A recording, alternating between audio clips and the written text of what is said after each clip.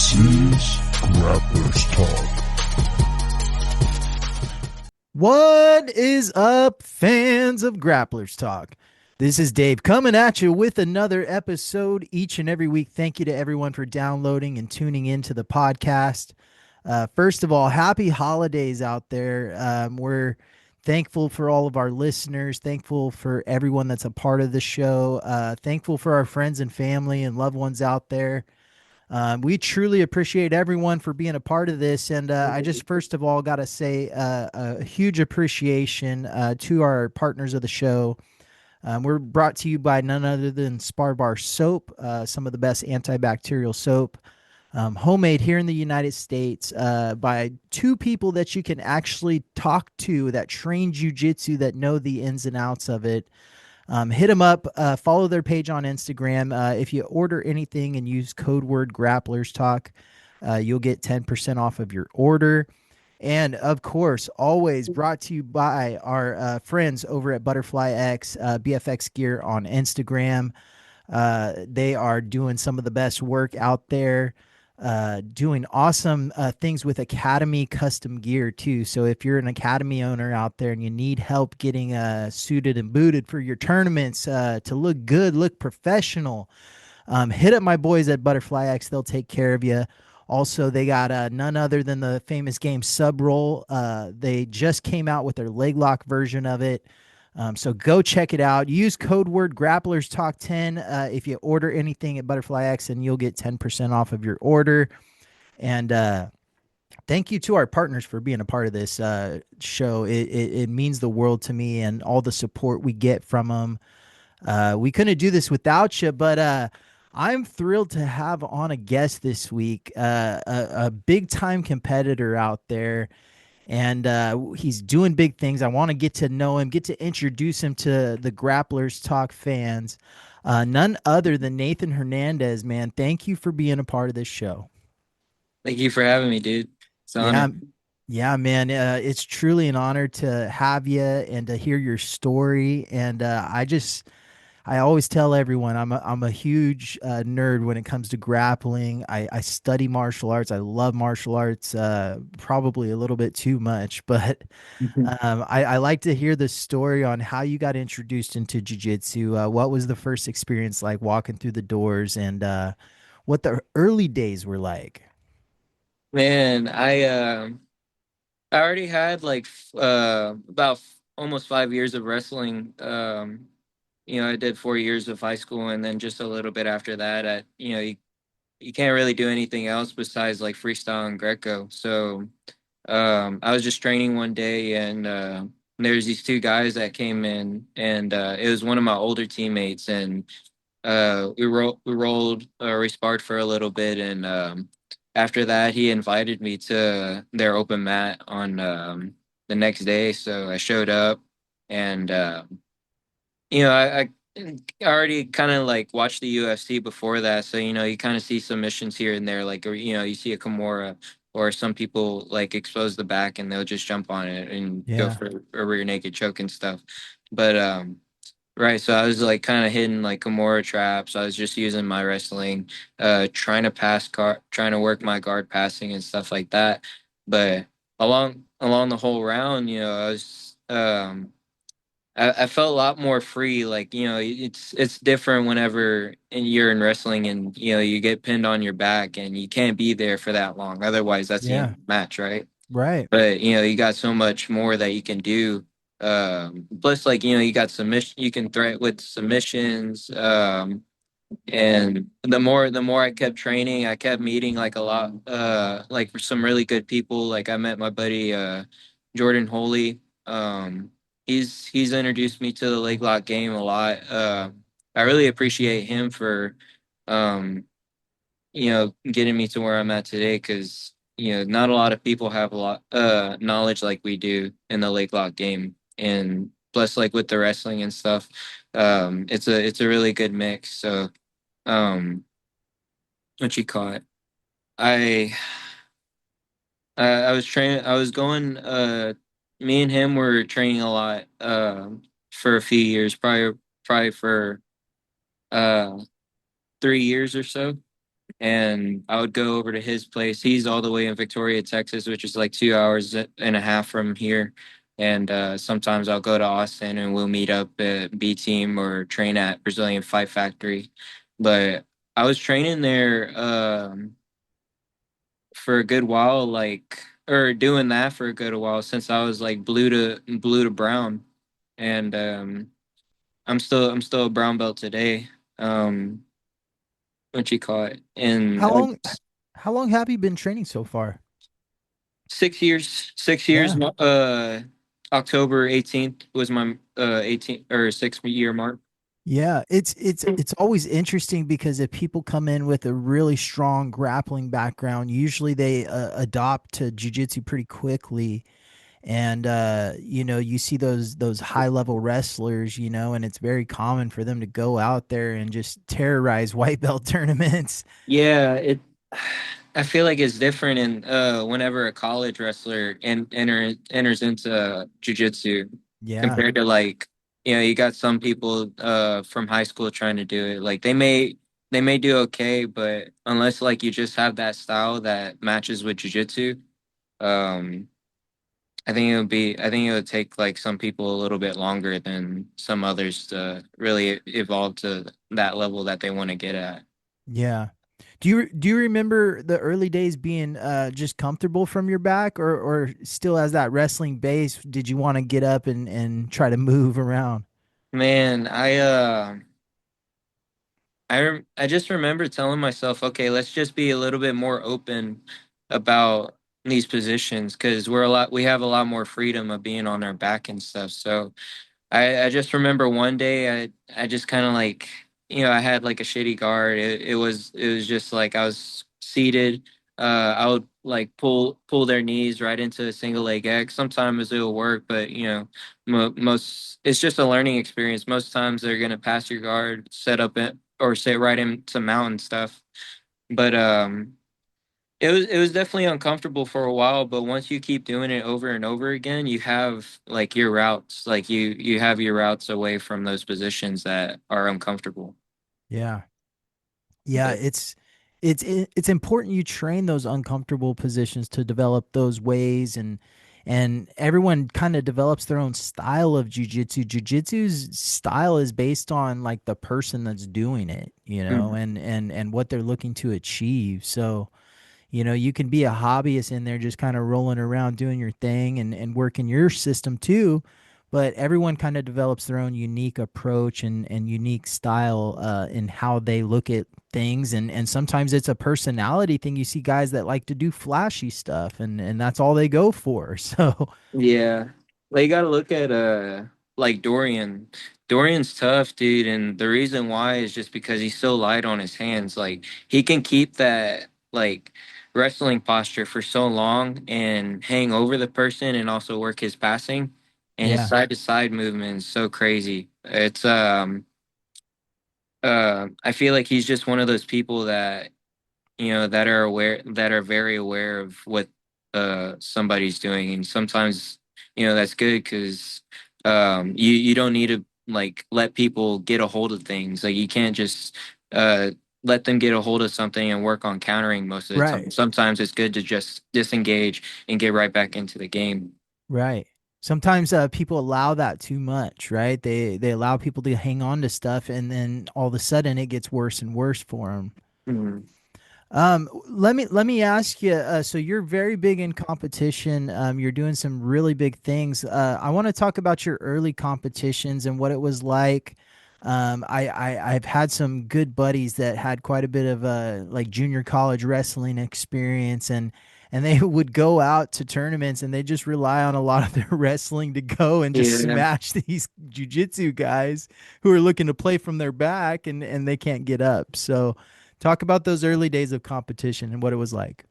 It was definitely like I definitely wrestled a lot, but you know, early into my jiu-jitsu, I definitely learned a lot of like leg locks and stuff like that. So there will be some times where like let's say I took someone down, it's easy like having them in a knee cut position and most of the time like they have their foot elevated towards the hip and most of the time I'll just reach around and just go right for a straight ankle.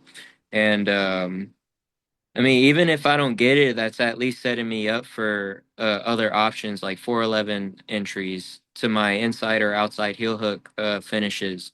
And I did a lot of sub only events too, so that stuff was legal in the rule set. Right. So even whenever I did Naga, I would sign up for I would do both intermediate and expert. And I remember one tournament where I was just like it was just back to back. I had matches and they kept calling me, and it was mainly the absolute bracket because I had two people in my regular division, I had two people in the expert division, and then I had like 11 people in the absolute division. Oh wow. um I beat the first two guys. I won my first bracket, so I beat the first two guys, and the second the expert division.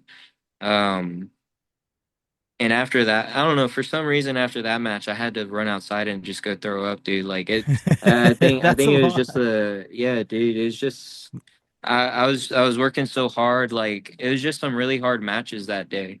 Yeah. And when I go right into the expert match, I almost had a leg lock on the guy, but he ends up countering and gets the points and stuff. So I end up losing that match. And after that, I had like four more matches in absolute.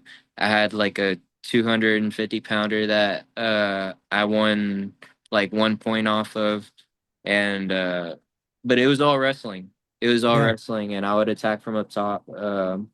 And it was I've usually like my game is if I work to pass, I'm either looking for an entry to fall back on the legs, or if I feel comfortable with passing the guy's guard, I'll work around and work for my Kimura traps or work more towards the back and stuff like that. But yeah, definitely at this time, this is what whenever I was like wrestling heavy. And I started getting a little bit more comfortable with my guard whenever I started learning a little bit more uh like false reefs and my Aoki finishes, what you call it, because when you're it's just tough, like just playing like a seated guard whenever somebody's trying to pass and stuff. And most of the time, you're gonna see false reaps happen when you're playing soup line. So I get more comfortable whenever I'm on my side, when other than like being more seated. Yeah. When I'm seated, I feel people are more capable of running around me. They're capable of getting to my back and stuff like that. Um, Especially wrestlers, if they're gonna be like Mm, doing side to side movements and stuff, I gotta be on my side and just stay open. yeah. And that's what happened in my last match. That's how I won my last title. Yeah. And you've won quite a few titles in a few different organizations, is that correct? It's mainly just been sub hunter. I do have like like a few Naga belts, but those are also Naga belts. Yeah. But I am defending the 135 brown belt and 145 title. Yeah.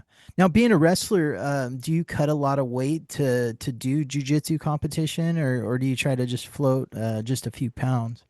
I try and just float just a few pounds, but I mean, most of the time I'm already like training so hard that I'm just naturally at that weight. I'll eat so much that I'll just be like walking around 135. Yeah. Now, couple questions here. How often are you trying to compete? And you're a pretty active competitor, I'd say, but how often are you trying to get matches? And then, a lot of people that are out there competing for like certain bigger matches in the year, and a lot of these other ones are just kind of setup matches. Do you take that approach to competition to take a lot of preparatory matches to get ready for the bigger ones? Yeah, now that I'm getting bigger or bigger match offers, like especially for the UFC, I want to spend time and actually figure out a game plan other than just go out and compete. Sometimes it's good just because you have those reps in competition and stuff, but also you do need to spend time like actually training and figuring more about like some of these techniques and stuff and how to get better. So it'd make the match like at least a little bit easier, you know. Yeah. That one technique can like change the whole game itself. Yeah. And that's how it was whenever I learned started learning the fall sweep and the Aokis. Like that was such a huge like jump in my skill level. I was tapping a lot of people out with leg locks after I learned that entry. Just because of I just have a different idea about approaching that entry. And I've studied a lot of like Diego Pato, Kieran Kachuk and people like that. So it's once you have like a good feeling of that move and you feel comfortable of just catching it you know on your time, then um I feel like that's when you really start elevating your game. Yeah. 100%. Sometimes I've noticed throughout my time in it, like there's a certain technique you'll learn and that will unlock like just a whole nother level of your game. And I don't know what it is about it, but it's common in jujitsu. I've had it several times throughout my journey, and you'll see a little system or you'll look at a different approach, or somebody will show you something, and then all of a sudden you're just building and building, and it just elevates your game to a whole different level. Yeah, but I do miss the blue belt days where I was just competing every weekend. It was fun. It was fun. Get Yeah. like 5 matches or 6 matches in one weekend is fun. There's sometimes where I would sign up for two events in one weekend. Um it was fun, dude. But definitely now, like I gotta take time and actually keep myself safe and uh get prepped for the next match and the big because bigger matches are coming. I'm not gonna be going against like just regular like local blue belts or I mean brown belts or black belts. It's Yeah. they're gonna be good peoples at this point. Well, and as a professional, or when jujitsu starts to become a way for you to actively make money and sponsorships and different things involved with that, you got to be smart about your approach. You can't be, taking these risky matches and potentially getting injured when you have a big match with, potential sponsors and bigger contracts on the line. Right. So, Yeah, for sure. let me ask you this, Nathan. How do you take your approach to scouting your opponents and especially with bigger matches? Do you have a team behind you, or do you do everything yourself, or what's your Um, approach to that? Most of the time, I like to do the study myself, but I do have my professor's help to also like overlook. But I also have a different approach whenever it comes to nogi. I mean, my professors are really good in the gi, and they're just starting to get into nogi. And most of the time, they're just going to tell me like, okay, we're going to work to pass his guard, and work to take his back, or if he or like work to take him down or something like that. I mean, it's good. It's a really good game plan, but also like if there's a way I can set him up in my guard and stuff like that, but of course, like I'm not gonna go out there and just like especially for uh like a big event like the UFC, like you want to go out there and like shoot to these positions. Don't just sit like 10 feet away from your opponent and pull guard. At least like go out there, attempt like the takedowns if you feel comfortable taking them down. Then go for it. But also like if he's doing something that's like kind of off that you think you can like kind of set them up with your guard, then I'm gonna try and do that. But like I said, like you kind of have to feel them out for just a little bit, like at least wrestle with them just for a minute or two. Yeah. Now, you have a big UFC BJJ match coming up. Let's talk about your approach to training in the pit, training with the walls. I know it's a little bit more common in some of the areas where you've been. I know B Team has a wall set up or has had one in the past. What's your take to training in that, and how do you think it changes the game when it comes to your approach? Um, Man, even before I had this offer, I was helping out Samuel and Mateus Gabriel like with the wall work and stuff. And for us, we just like have a regular wall and mat setup, and we're just kind of doing that, and we just like kind of drill some things, but also like get a lot of rounds too. Um, but Henzo's out in Sugarland has like a wall set up against the edge, and like on Sundays we'll go there do our rounds and stuff like that. But most of the time it's just we're just trying to get our conditioning up. So no, I mean with the wall or not, we're just gonna go out there and put on a show. Yeah. Yeah, that's what it's really about in especially at those big stages, the big events. You really got to be memorable to where they're going to want to bring you back. And if you go out there, you're sitting on your butt not doing much, barely moving around, I mean, it's probably not going to look good for your marketability. So it's interesting. What's your training schedule like? And with that, do you follow a strict diet, or what is the diet that you follow? Um, I don't really have like a specific diet. I'm just kind of like what you call it? I'm just eating like a lot of eggs, ground beef, and um some salad, and then I also have like the true acai that we just opened up at our gym. So I've been eating a lot of acai in my system. So yeah, dude. Other than that, whenever I come home, usually I just eat that.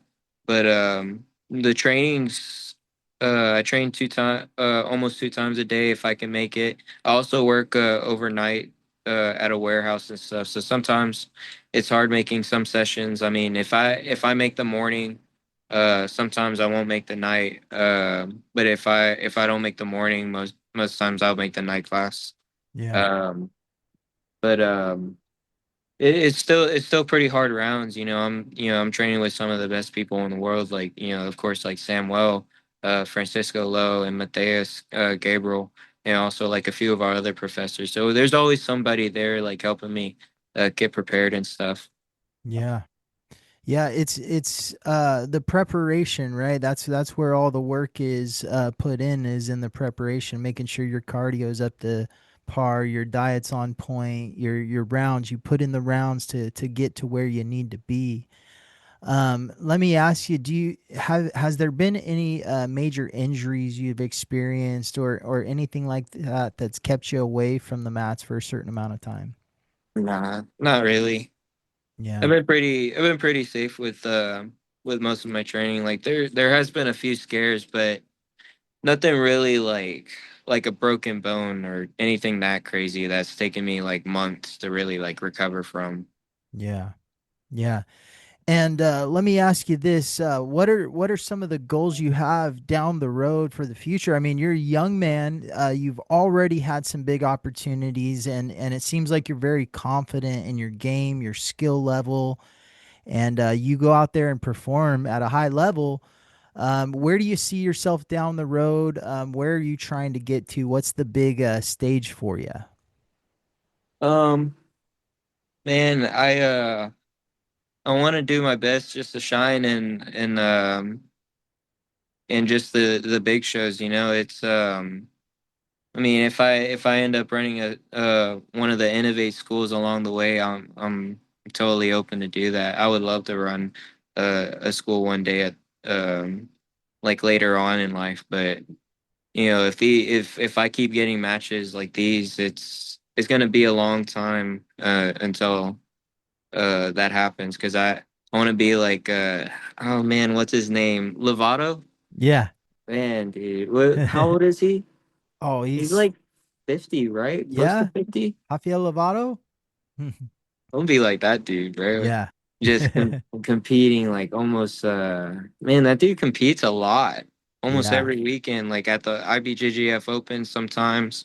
Um I've seen him do like a few ADCC Opens. But that's the goal. I mean, I just want to compete and I mean, it would be cool to like run one of the schools too. Like, we're just opening those up. It was our second year, or it's coming to our third year pretty soon. Um, of opening this gym. We already have one out in Cali. We have one in Conroe right now. Um, if these guys like ever start branching out, I'm wanting to open one of those gyms too. Nice. And do you currently teach classes that people can go to or people can get training with you? So I used to teach the classes until joined the team. So now I'm the just the one of the assistants. But if the professors ever have questions, they always come to ask me. So if you guys are looking to come train with me, I'm always going to be at the Nogi classes on Tuesdays and Thursdays, and then also like for the gi competition classes on Monday, Wednesday, Friday at 11 a.m. We usually do.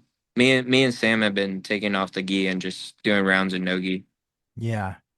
Yeah. I do have a couple Spitfire questions if that's okay for you. Um, Man, how'd y'all find out about me? Um, I, Man, I just, I don't know. I'm always a fan. I'm finding everyone on Instagram, just catching everything. But I just got a couple, like, I mean, they're real quick, A or B. You choose the option. yeah. Let's see. Man, I don't have a lot of questions. This is also my first podcast too, so so Let kind of me ask you. Okay, gi or no gi? What's your preference? like both, dude. Yeah, I mean, it's the fact I'm coming from Nogi and I already have like a good feel of like playing that open guard system, right? And I do pretty good of like picking people's ankles as soon as they start to work the pass. Like they have to step forward at some point. So whenever I'm just playing an open guard, most of the time I'm just swinging my arm or my feet just to like make a connection. And most of the time I catch a pretty good rhythm with like following it up with like the pants grip, and then I'll use it to launch myself more into that role or into like a false reap and that kind of situation. yeah. My De La Hiva game has definitely been getting a lot Oh better. yeah. But plus, like, we got Matthias Gabriel, and that's like his thing too. So watching him roll sometimes is pretty interesting because he likes to throw that out a lot. So if you could never, you had to either get rid of all of your gis or all of your rash guards. Which one is it? Oh, geese. Gis. Okay, you're keeping Geese. the rash guards. Yeah, keeping the rash guards, dude. Okay, what's a more prestigious title? IBJJF, Nogi Worlds, or ADCC? Oh man, that's tough, dude. Probably ADCC just because there's still people showing up there. It's just I mean, the last few years we've also had like CJI like do their thing. They've been picking a lot of the good people too.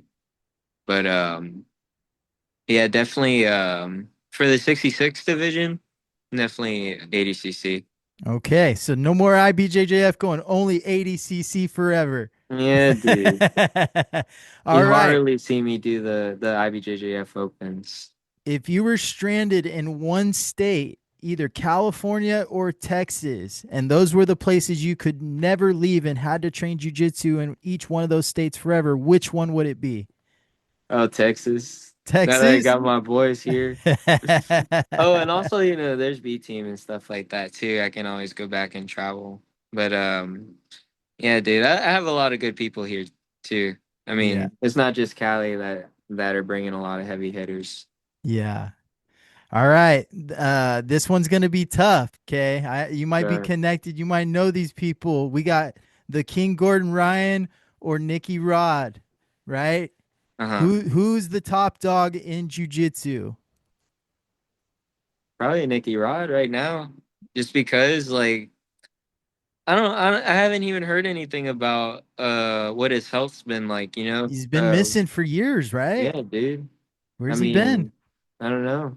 And then what's going on with his wife?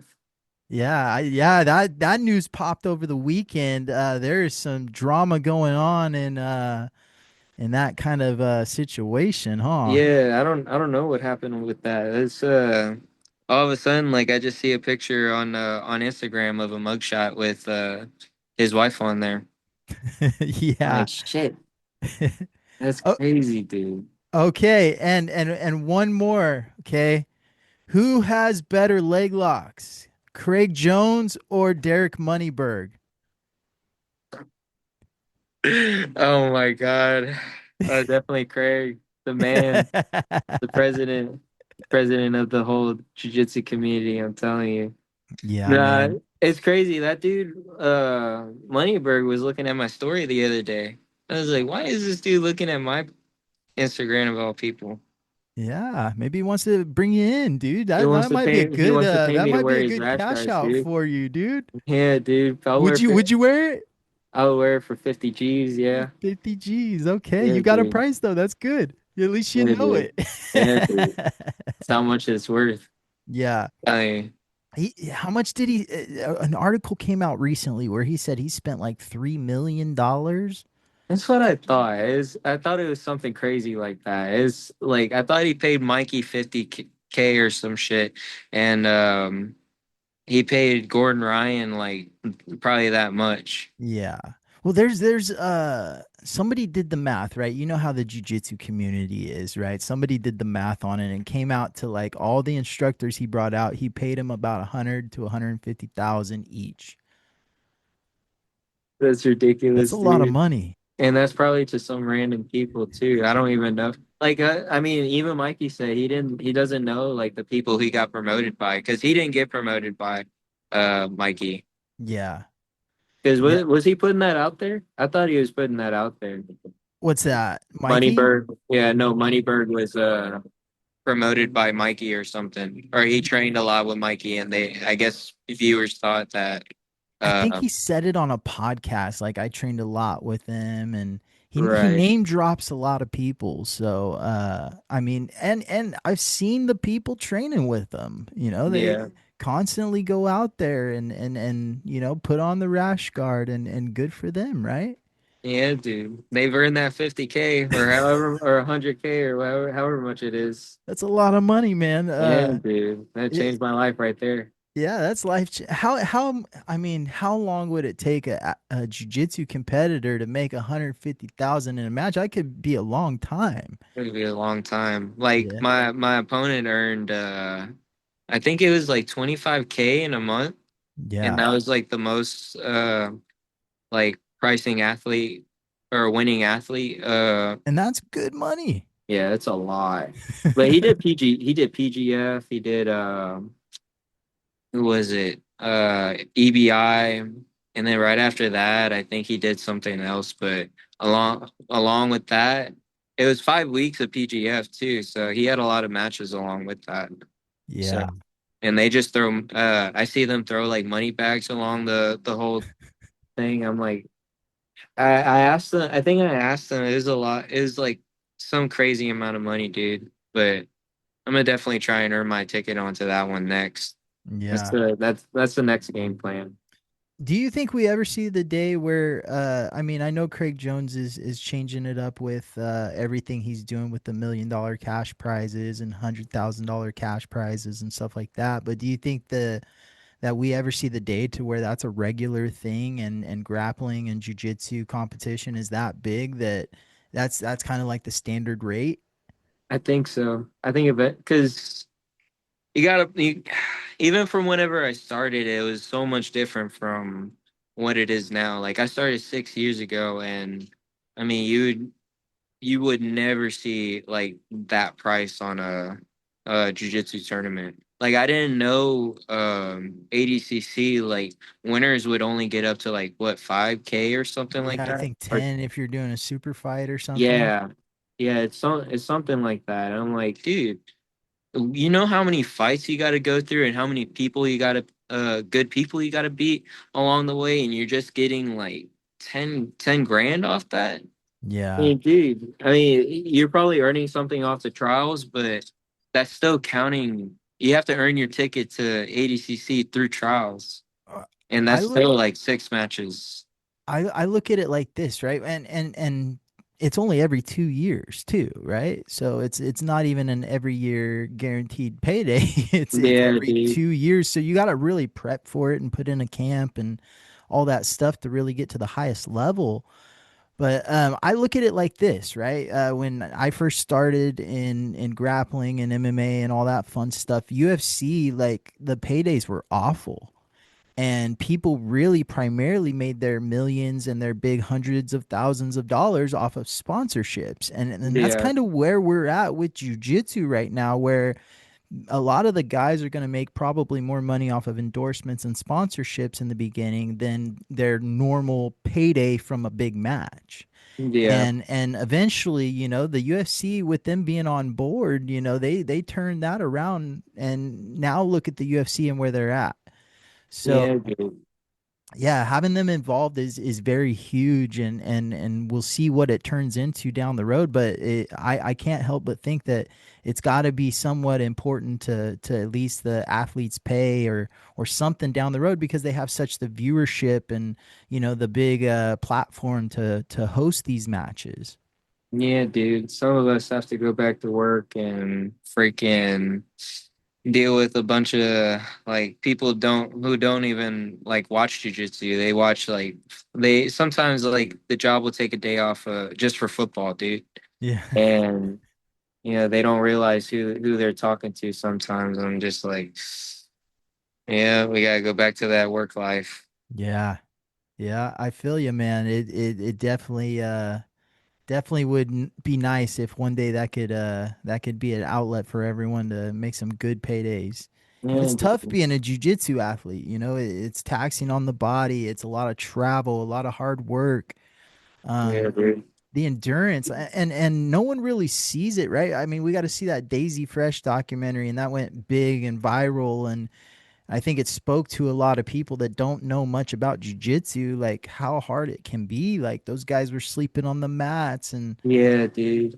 I like I I remember common. those clips. Yeah. Yeah, those guys came from like the bottom, dude, and it's really crazy because I would remember seeing or watching their clips, and my first time going to the ADCC trials, after the whole tournament, I would see them like just having their fun and um look at them now like one of the guys that we're hanging out with like a while back is now ADCC trials winner.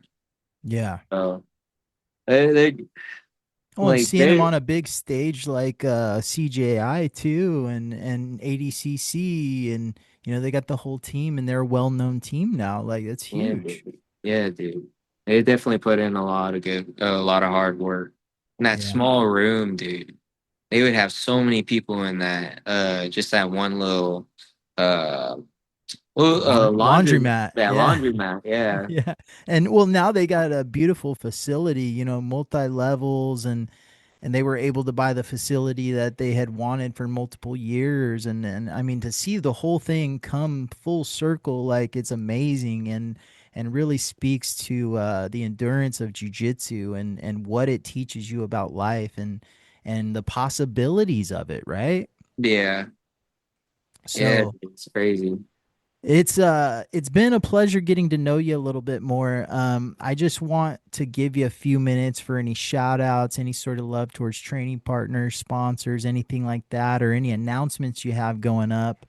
But first of all, just thank you for being a part of this, man. It's been nice getting to chat with you, getting to know you. And I know if you're a fan of grappling, you got to follow Nathan over here. He's going to be doing some very big things, and he's going to become a household name one day. And you heard him first on Grapplers Talk. But thank you very much for being a part of this episode. Just take a couple minutes for any shout outs. Yeah, thank you for having me, dude. I like to shout out Butterfly X for sponsoring me. Y'all are really cool people. Y'all helped out a lot. Also, go check out their custom gear. They come out with some of the best custom gear and come out with the coolest designs and stuff like that. Also, I'd like to thank my professors also for training me and getting me from where I'm at today. Samuel Nagai, Francisco Love, Matthias Gabriel. and also like my past coaches, Ken Alfaro, Coach Vaught, they're really special people to me, and also like Jordan Holy, and Faisal, those are really the people that mean the most to me throughout grappling, and they've really changed my life. Yeah. So, thanks. And next competition announcement, when's that coming? Um, Date and time? December 11th. I forgot what time, but it's gonna be on a Thursday. Go check it out. Your Yeah. boy Nathan Hernandez is gonna be fighting Landon Elmore, coming out of Houston, Texas. Yeah. UFC BJJ, right? Yes, sir. Yeah, so go check it out. Give him a follow on Instagram. How do we find your Instagram? How do we follow you so we can keep track of your matches? You can follow me on Instagram, man_cave 2001.